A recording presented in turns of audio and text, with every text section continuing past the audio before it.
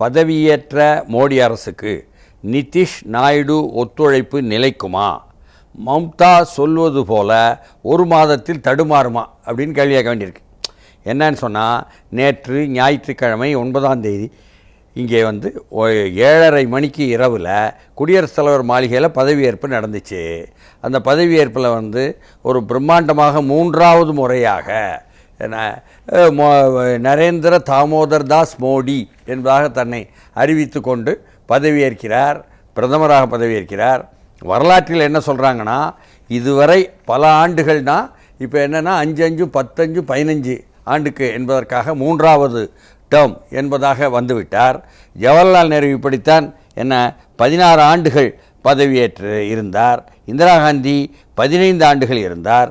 இப்பொழுது 10 ஆண்டுகள் முடித்து அடுத்த 5 ஆண்டுகளுக்கு வருகிறார். மன்மோகனும் 10 ஆண்டு இருந்தார்.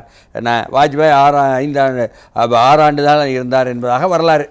இப்படி உள்ளதில் நேற்று 71 அமைச்சர்களை தன்னுடைய 3வது பதவியேற்பு விழாவில் நேற்று பதவியேற்க வைக்கிறார் மோடி.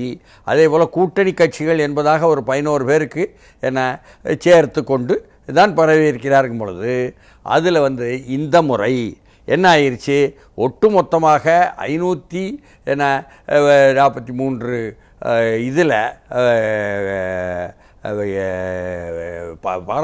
நாடாளுமன்ற மக்களவையினுடைய எண்ணிக்கையில் பாதியாக இருக்கக்கூடிய 272 என்பதை ஒத்த கட்சியாக பாஜக எட்டவில்லை என்பது முதன்முறையாக. ஏன்னா போன முறை 303 இடத்துல வெற்றி பெற்றவங்க, இந்த முறை 240 தான் என்பது குறைவாயிட்டு.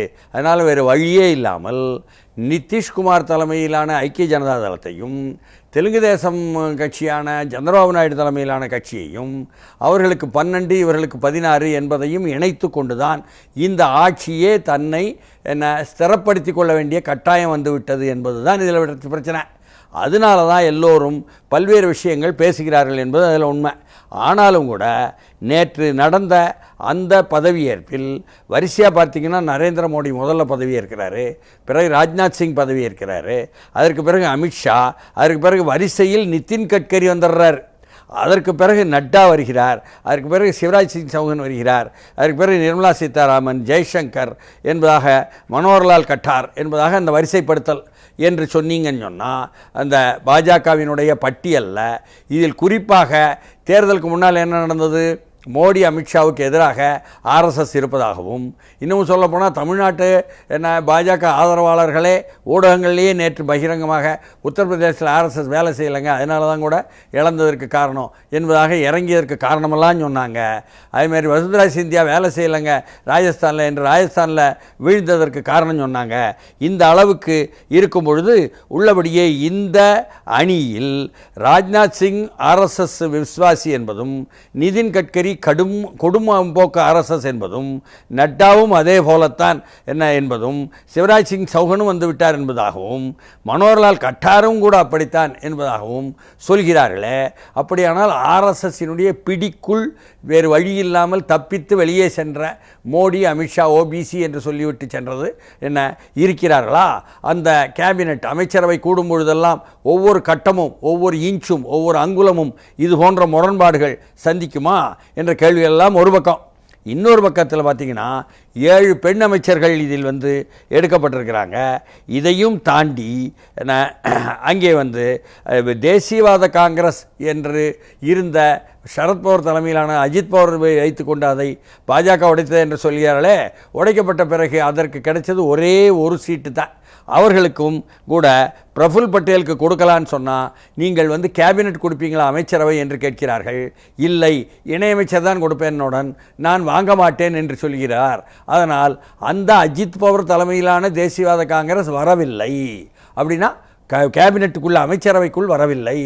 ஆனால் நாங்கள் பதவியேற்புக்கு மட்டும் வர்றோம்னு வந்துட்டு போனார் எனும் பொழுது இப்படி உள்ளேயே ஒரு கீறல் இருக்கிறதா என்று கேட்டால், இதே போலத்தான் ஐக்கிய ஜனதா தளம் அவர்களுக்கு 2 அமைச்சரவை கொடுத்திருந்தாலும் தெலுங்கு தேசத்திற்கும் அதே போல் முக்கிய அமைச்சரவை 2 கொடுத்திருந்தாலும் அவர்கள் அக்னிவீர் என்ற அக்னிபத் என்று பீகாரில் பற்றி எரியக்கூடிய விஷயம் இருக்குதே, இராணுவத்தில் தற்காலிகமாக எடுத்துக்கொண்டு 4 ஆண்டுகளுக்குள் வெளியே தள்ளிவிடுவார்கள் என்பது அங்கே உள்ள இளைஞர்களுக்கு, நமக்கு வடக்கெல்லாம் நமக்கு தெரியாதுங்க. தமிழ்நாட்டில் வடக்கெல்லாம் பார்த்திங்கன்னா எல்லா மாநிலத்திலையும், அது உத்தரப்பிரதேசமாக இருக்கட்டும் அல்லது பீகாராக இருக்கட்டும், மத்திய பிரதேசமாக இருக்கட்டும், ராஜஸ்தானாக இருக்கட்டும், அங்கே உள்ள கிராமங்களில் ஊருக்கு ஒரு 15 குடும்பமாவது இராணுவத்தில் இருப்பாங்க.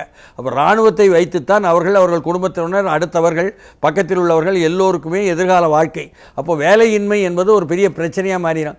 அதனால் அக்னிவீர் பிரச்சனை பெரியசாக மாறி பீகார்லேயே கொந்தளித்த பொழுது இளைஞர்கள் அங்கே இருந்து வரக்கூடிய நிதிஷ்குமாரோ அங்கிருந்து வரக்கூடிய சிராக் பஸ்வானோ என்ன சொல்லிட்டாங்கன்னா அதை மறுபரிசீலனை பண்ணணும்னு சொல்லிட்டாங்க. இப்படி ஒரு பிரச்சனை அங்கே இருக்கிறது. சாதிவாரி கணக்கெடுப்பை நாங்கள் எடுத்து விட்டோம் பீகாரில் நிதிஷ்குமார் தலைமையிலான ஆட்சியில், அது சரியாக இருக்குது, அதேமாதிரி மத்திய அரசு எடுக்கணும் என்ற நிர்பந்தமும் அவர்கள் பக்கத்தில் இருந்திருக்கு. இதெல்லாம் தாண்டி மாநிலத்திற்கான நீங்கள் ஒரு சரியான சிறப்பு அந்தஸ்து தாருங்க என்பதும் அவர்கள் கேட்காங்க. அதற்கு கடுமையான காசு வரும் என்பதனால். இதே போல் ஆந்திராவிலிருந்து வரக்கூடிய நம்ம தெலுங்கு தேச சந்திரபாபு நாயுடுவும் எங்களுக்கு நிச்சயமாக ஒரு ஸ்பெஷல் கேட்டகரி என்று மாநிலத்துக்கு கொடுக்கணும், முஸ்லீம் ரிசர்வேஷனை தொடக்கூடாது, அதை எதிர்க்கக்கூடாது என்று அவர் ஒன்று வைக்கிறார். இப்படியாக மோடியினுடைய வழமையான அரசின் வழமையான கொள்கைகளுக்கு முரண்பட்டு வரக்கூடிய இருவரும் சார்ந்து தானே இந்த அமைச்சரவை இருக்கிறது. அதனால்தான் மம்தா என்ன சொல்லிவிட்டாங்கன்னு சொல்லிவிட்டு நேற்றே என்ன போடுறாங்க டிடி நெக்ஸ்டில், unstable BJP government will not complete its full term என்று மம்தா சொன்னதாகவும், இன்னமும் சொல்லப்போனால் இன்றைக்கு டிடி நெக்ஸ்டில் new Modi government won't last Elangovan dig at Tamil Nadu BJP என்பதாகவும் சொல்லியிருக்காங்க. எனும் பொழுது இவர்களெல்லாம் நிலையற்ற அரசு தான் இது நிற்காது, அப்போ ஒரு மாதத்துக்குள்ளே என்ன விழுந்துரும் என்றதெல்லாம் அங்கேருந்து பேசுகிறாங்க. இத்தனைக்கும் மத்தியில் என்ன அவர்கள் நிதிஷ்குமாரை பிரதமர் பதவி தருவதாக ஆசை காட்டிய இந்தியா கூட்டணி இருக்கிறது. அதனால் இந்தியா கூட்டணியில் கட்சியினர் பேசினாங்க என்று அந்த நிதிஷ்குமார் கட்சி ஐக்கிய ஜனதா தளத்தை சேர்ந்த தியாகியே வெளியே சொல்கிறாரு. ஏங்க இவரை ஒருங்கிணைப்பாளரை கூட ஏற்றுக்க மாட்டேங்கிறதுனால தானேங்க இந்தியா கூட்டணி விட்டு வந்தார், இப்போ என்ன பிரதமர் தரேன்னு சொல்லி போட்டு கதை விடுறீங்க, நாங்கள் எப்படி நம்ப முடியும், தேசிய நாயகர்களாக இருப்போம்னு சொல்கிறாரு. அதனால் இப்படி சொல்கிறார்களே தவிர இதில் நிற்பார்களா நிற்க மாட்டார்களா என்பதை எதிர்காலம்தான் பதில் சொல்லணும்.